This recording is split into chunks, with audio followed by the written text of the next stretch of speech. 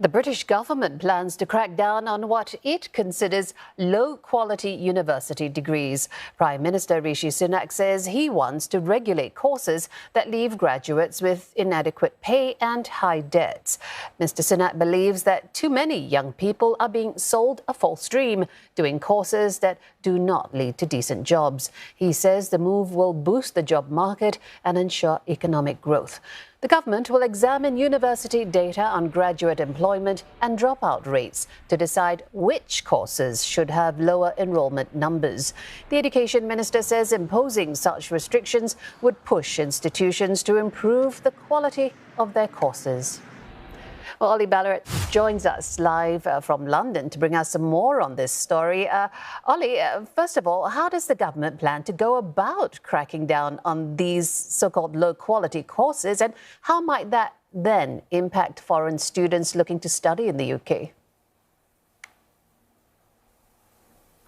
The way that the government says it wants to act here is to work with the regulator for the sector, which is called the Office for Students, the OFS. And what it's going to do is look at the data with the OFS, and when there are courses in the university sector that do have high dropout rates or rates of people on the lower end when it comes to professional jobs that they are getting after those courses finish, high-paid professional jobs. If there is a low rate of employment coming out of some of these courses, tied as well to that high dropout rate, then it's those courses that the government says the regulator will move to potentially restrict numbers of people who can go on those courses. Now, the government has been asked, well, if these courses aren't up to scratch, why don't you just close them down? And the government says that it believes that this is a better way to act because it allows universities to make sure that these poor performing courses are being brought up to scratch so that more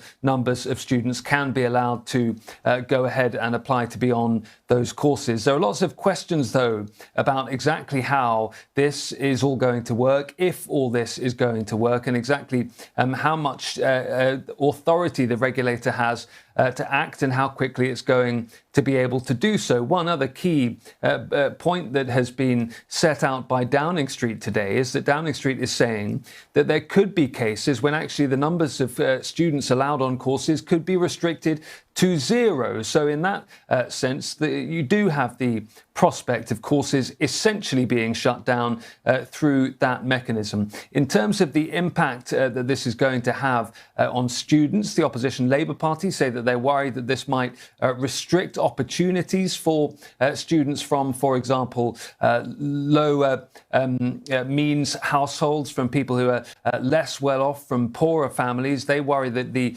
restriction in opportunities is going to be something that might flow from this. The university sector as well is pushing back. It says that there are very few courses being offered to students at the moment that would hit some of these criteria that the government is very worried about. But Prime Minister Rishi Sunak insists this is the right way to go because he says that it will boost the jobs market and it will make sure that there aren't some of those poorer performing courses out there onto which students are going and coming out at the other end without a decent qualification, but also coming out at the other end with high levels of debt. Many in Asia surely keeping an eye on this story. Thanks, Ollie. Ollie Barrett reporting live from London.